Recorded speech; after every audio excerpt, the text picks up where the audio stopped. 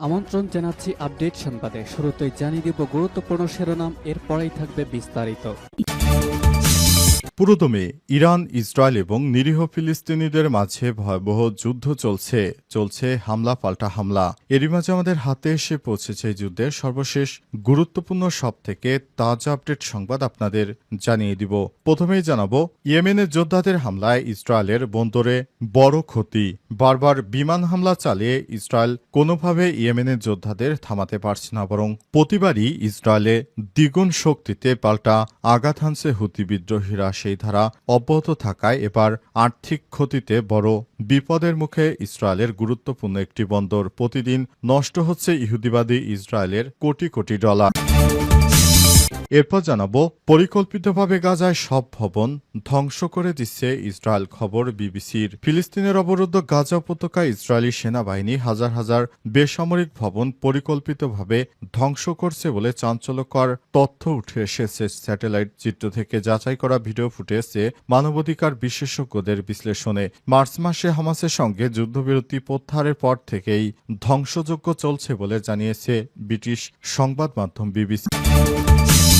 এদিকে এবার ইরাকে হামলার পরিকল্পনা করছে ইসরায়েল। মধ্যপ্রাচ্যকে দীর্ঘ যুদ্ধের দিকে ঠেলে নিয়েছে ইসরায়েল। দেশটি একের পর এক প্রতিবেশীদের সঙ্গে যুদ্ধে জড়িয়েছে, তারপরও থেমে নেই ইসরায়েলি আগ্রাসন। সম্প্রতি সিরিয়ার অভ্যন্তরীণ ইস্যুতে হস্তক্ষেপ করছে ইসরায়েল, চালাচ্ছে একের পর এক হামলা। এবার আরও বড় অশনি সংকেতের ইঙ্গিত পাওয়া যাচ্ছে। এদিকে ট্রাম্প প্রশাসনের নির্দেশ, এখন থেকে দেশের নির্বাচন নিয়ে মন্তব্য করবেন না যুক্তরাষ্ট্রের কূটনৈতিকরা। বিশ্বব্যাপী যুক্তরাষ্ট্রের কূটনৈতিকদের বিদেশি নির্বাচন সম্পর্কে মন্তব্য না করার নির্দেশ দিয়েছে ট্রাম্প প্রশাসন। আজ জারি করা এক অভ্যন্তরীণ নোটে মার্কিন পররাষ্ট্রমন্ত্রী মার্ক রুবিও সব মার্কিন দূতাবাস ও কনসুলেটকে এই নির্দেশনা দিয়েছে। এবং সর্বশেষ জানাবো, গোপালগঞ্জে যৌথ বাহিনীর অভিযানে আটক ৪৫। জাতীয় নাগরিক পার্টি এনসিপির পদযাত্রাকে কেন্দ্র করে সংগঠিত সহিংসতার ঘটনায় গোপালগঞ্জে যৌথ বাহিনীর অভিযান এখনও অব্যাহত রয়েছে। অবস্থায় যৌথ বাহিনীর অভিযানে গোপালগঞ্জ থেকে ডেভিলদেরকে গ্রেপ্তার করার সিদ্ধান্ত নিয়েছে যৌথ বাহিনী। অবস্থায় এ পর্যন্ত অন্তত ৫০ জন নাশকতাকারীকে গ্রেপ্তার করা হয়েছে। আজ গোপালগঞ্জ সদর পুলিশের প্রধান বিষয়টি নিশ্চিত করেছেন। প্রিয় দর্শক, এতক্ষণ শুনছিলেন সংবাদ শিরোনাম, এবারে বিস্তারিত। তবে তার আগে বন্ধুরা, অনুরোধ থাকবে এই সংবাদটিতে একটি লাইক দিন।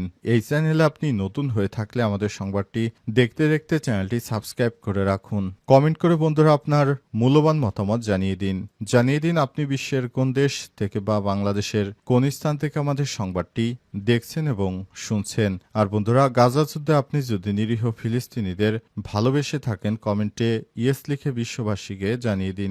সংবাদটি আপনার সোশ্যাল মিডিয়া ফেসবুকে শেয়ার করে দিন, যাতে করে বন্ধুরা আমাদের এই লেটেস্ট আপডেট সংবাদগুলো জানতে পারে।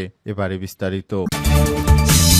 ইয়েমেনের যোদ্ধাদের হামলায় ইসরায়েলের বিমানবন্দরে বড় ক্ষয়ক্ষতি এবং সমুদ্র বন্দরেও ক্ষয়ক্ষতি।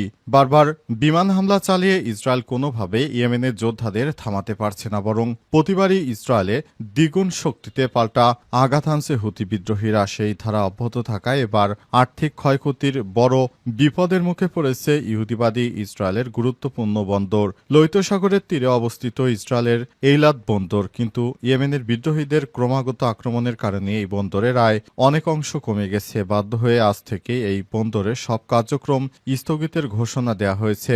ইসরায়েলের বাণিজ্য অর্থনীতি বিষয়ক সংবাদপত্র দ্য ক্যালক্যালিস্টের বরাতে এমন খবর ছেপেছে। দ্য মিডিল ইস্টাই পত্রিকা জানিয়েছে, ইলাত পৌরসভা বন্দরের ব্যাংক হিসাব ফ্রিজ করেছে ট্যাক্স অনাদায়। এমন অবস্থা নিয়ে ইলাত পৌরসভা এর আগে বুধবার ইসরায়েলের শিপিং ও পোর্ট অথরিটি জানায়, চলমান সংঘাতের কারণে আর্থিক সংকট দেখা দিয়েছে জন্য এইলাত পৌরসভা বন্দর স্থাপনা কমিটিকে জানিয়েছে। পৌরসভার দেনা আদায়ে বন্দরে ব্যাংক হিসাব জব্দ করা হয়েছে।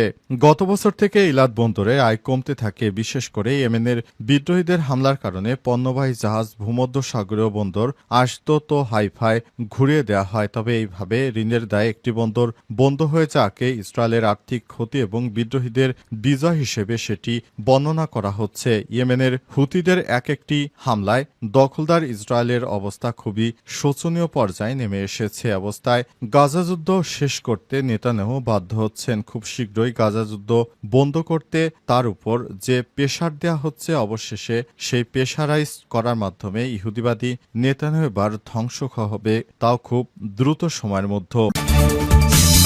পরিকল্পিতভাবে গাজার সব ভবন ধ্বংস করে দিচ্ছে ইহুদিবাদী ইসরায়েল। খবর বিবিসির। ফিলিস্তিনের অবরুদ্ধ গাজা উপত্যকায় ইসরায়েলি সেনাবাহিনী হাজার হাজার বেসামরিক ভবন পরিকল্পিতভাবে ধ্বংস করেছে বলে চাঞ্চল্যকর তথ্য উঠে এসেছে স্যাটেলাইট চিত্রে। যাচাই করা ভিডিও ফুটেজ ও মানবাধিকার বিশেষজ্ঞ বিশ্লেষণে মার্চ মাসে হামাসের সঙ্গে যুদ্ধবিরতি প্রত্যাহারের পর থেকেই ধ্বংসযজ্ঞ চলছে বলে জানিয়েছে ব্রিটিশ সংবাদ মাধ্যম বিবিসি। সম্প্রতি প্রকাশিত স্যাটেলাইট চিত্র থেকে দেখা যাচ্ছে গাজার বহু শহর ও উপশহরে অধিকাংশ ধ্বংসস্তূপে পরিণত হয়েছে। এসব এলাকায় একসময় হাজার হাজার মানুষের বসবাস ছিল। ইসরায়েল দাবি করছে এই এলাকাগুলো বর্তমানে তাদের অপারেশনাল নিয়ন্ত্রণে রয়েছে। পরিকল্পিতভাবে গুড়িয়ে দেওয়া হচ্ছে স্কুল, হাসপাতাল, আবাসিক ভবন। বিবিসির যাচাই করা ফুটেজ থেকে দেখা গেছে বিশাল বিস্ফোরণের মাধ্যমে ভবন ধসে পড়ছে, বাতাসে উড়ছে ধুলো ও ধ্বংসাবশেষ। শুধু যে ক্ষতিগ্রস্ত ভবনগুলো ধ্বংস করা হচ্ছে তা নয়, বরং অক্ষত ভবনগুলোকেও ইচ্ছে করে গুড়িয়ে দেওয়া হচ্ছে। এই তালিকায় রয়েছে গাজার স্কুল, হাসপাতাল, টাওয়ার ব্লক, এমনকি শিশুদের জন্য পরিচালিত আশ্রয়কেন্দ্রগুলো। রাফা শহরের প্রাণকেন্দ্রে হিসেবে পরিচিত টেল আল সুলতান এলাকায় অবস্থিত একমাত্র মাতৃসনদ হাসপাতাল এবং অনাথ শিশুদের যত্নকেন্দ্র সহ প্রায় সব অবকাঠামো ধ্বংস করা হয়েছে। স্যাটেলাইট চিত্র থেকে দেখা গেছে এই এলাকার অধিকাংশ ভবন আগে থেকেই ক্ষতিগ্রস্ত ছিল, তবে জুলাইয়ের মাঝামাঝি নাগাদ পুরো এলাকা মাটির সঙ্গে মিশে গেছে। কেবল একটি হাসপাতাল এখনও টিকে আছে। এছাড়াও রাফার সৌদিপাড়া সহ আশপাশের এলাকায় ইসরায়েলি বুলডোজার এবং ট্রাঙ্কের উপস্থিতি দেখা গেছে। ভিডিওতে ধরা পড়েছে রাস্তার পাশে খানযন্ত্র দিয়ে ভবন গুড়িয়ে দিচ্ছে ইহুদিবাদী ইসরায়েলের সেনারা। এবার ইরাকে হামলার পরিকল্পনা করছে ইসরায়েল। মধ্যপ্রাচ্যকে দীর্ঘ যুদ্ধের দিকে টেনে দিয়েছে ইসরায়েল। দেশটি একের পর এক প্রতিবেশীদের সঙ্গে যুদ্ধে জড়িয়েছে, তারপরও থেমে নেই ইসরায়েলে আগ্রাসন। সম্প্রতি সিরিয়ার অভ্যন্তরীণ ইস্যুতে হস্তক্ষেপ করেছে ইসরায়েল, চালাচ্ছে একের পর এক হামলা। এবার আরও বড় অশনির সংকেত ইঙ্গিত পাওয়া যাচ্ছে, ইরাকেও হামলা চালাতে পারে ইসরায়েল। আর এমন আশঙ্কার কথা জানিয়েছে ইরানের কুদস ফোর্সের কমান্ডার ব্রিগেডিয়ার জেনারেল ইসমাইল কানি। আজ কয়েক ঘন্টার জন্য ইরাকে সফরে যান তিনি। সেখানে তিনি ইরাকের শীর্ষ কর্মকর্তা, রাজনৈতিক নেতা ও তেহরানের ঘনিষ্ঠ সশস্ত্র কমান্ডারদের সঙ্গে সাক্ষাৎ করেছেন। সেখানে এমন সতর্কতা উচ্চারণ করেছেন তিনি। ইরানি কর্মকর্তাদের বিশ্বাস, ইরাককেও হামলা চালাতে পারে ইসরায়েল। সূত্র জানায় কানি সতর্ক করে দিয়ে বলেছেন, ইসরায়েলের সম্ভাব্য হামলায় ইরাকের গুরুত্বপূর্ণ ব্যক্তি ও স্থাপনাকে টার্গেট করা হতে পারে। সম্প্রতি ইসরায়েলের সঙ্গে নতুন করে তিক্ততা দেখা দিয়েছে ইরাকের। দেশটির প্রধানমন্ত্রী মোহাম্মদ শিয়া আল সুদানি সম্প্রতি ইসরায়েলের কড়া সমালোচনা করেছেন। তিনি আরও জানান, ইরানে হামলা চালাতে অনুমতি ছাড়াও তাদের আকাশসীমা ব্যবহার করেছে ইসরায়েলের জন্য। ইসরায়েলের বিরুদ্ধে জাতিসংঘে নালিশও দেয় বাগদাদ। তবে এখনও ইহুদিবাদী ইসরায়েলকে থামানো যায়নি। তারা মধ্যপ্রাচ্যের বিভিন্ন রাষ্ট্রে একে একে হামলা চালিয়ে যাচ্ছে। জানাবো, গোপালগঞ্জে যৌথ বাহিনীর অভিযানে এ পর্যন্ত আটক ৪৫। জাতীয় নাগরিক পার্টি এনসিপির পদযাত্রাকে কেন্দ্র করে সংঘটিত সহিংসতার ঘটনায় গোপালগঞ্জে যৌথ বাহিনীর অভিযানে আজ সকাল থেকে সন্ধ্যা পর্যন্ত মোট ৪৫ জনকে আটক করা হয়েছে। গোপালগঞ্জ সদর থানার ভারপ্রাপ্ত কর্মকর্তা ওসি মীর সাজেদুর রহমান এই তথ্য নিশ্চিত করেন। এদিন এই ঘটনায় সদর থানায় এখন পর্যন্ত ৪৫ জনকে আটক করা হয়েছে বলে জানান তিনি। তাদের থানায় রাখা হয়েছে। এর আগে বৃহস্পতিবার সন্ধ্যা পর্যন্ত যৌথ বাহিনীর অভিযানে ২৫ জনকে আটক করা হয়েছিল। অন্য ২০ জনকে গতকাল রাতে যৌথ বাহিনী গোপালগঞ্জের বিভিন্ন স্থান থেকে আটক করে থানায় হস্তান্তর করে। ওসি আরও বলেছেন, গোপালগঞ্জ সদর উপজেলার উলপুর ইউনিয়নের খাটিগড় চরপাড়া এলাকায় পুলিশের উপর হামলা, গাড়ি ভাঙচুর ও অগ্নিসংযোগের ঘটনায় গোপীনাথপুর পুলিশ ফাঁড়ির পরিদর্শক আহমেদ বিশ্বাস বাদী হয়ে একটি মামলার প্রস্তুতি নিচ্ছেন। ওই মামলায় নিষিদ্ধ সংগঠন ছাত্রলীগ গোপালগঞ্জ জেলা শাখার সভাপতি, সাধারণ সম্পাদক সহ ৭৫ জনের নাম উল্লেখ করে অজ্ঞাতনামা আরও ৪০০ থেকে ৫০০ জনকে আসামি করা হয়েছে।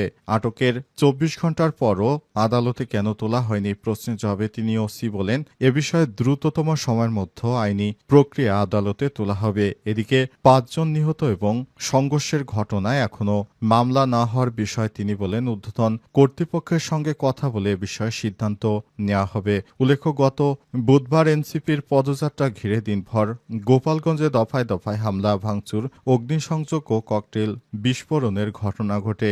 আওয়ামী লীগ ও নিষিদ্ধ সংগঠন ছাত্রলীগের নেতাকর্মীরা এই হামলায় অংশ নেয়। তাদের সঙ্গে আইন শৃঙ্খলা রক্ষাকারী বাহিনীর সংঘর্ষে ৫ জন নিহত হন, অন্তত ৮ জন গুলিবিদ্ধ সহ অর্ধশতাধিক মানুষ আহত হন। পরিস্থিতি নিয়ন্ত্রণে ওই রাতে গোপালগঞ্জে কারফিউ জারি করে প্রশাসন। গতকাল সন্ধ্যা ৬:৩০টার দিকে ঢাকা বিভাগীয় কমিশনার শরফুদ্দিন আহমেদ চৌধুরী গোপালগঞ্জের সার্বিক পরিস্থিতি নিয়ে আইন শৃঙ্খলা রক্ষাকারী বাহিনীর সঙ্গে বৈঠক করেন। পরে জেলা প্রশাসকের সম্মেলন কক্ষে এক ব্রিফিংয়ে তিনি জানান, কারফিউর সময় দ্বিতীয় দফায় বাড়িয়ে আজ বেলা ১১টা পর্যন্ত, আংশিক শিথিল করে বেলা ২টা থেকে সন্ধ্যা পর্যন্ত বলবৎ থাকবে।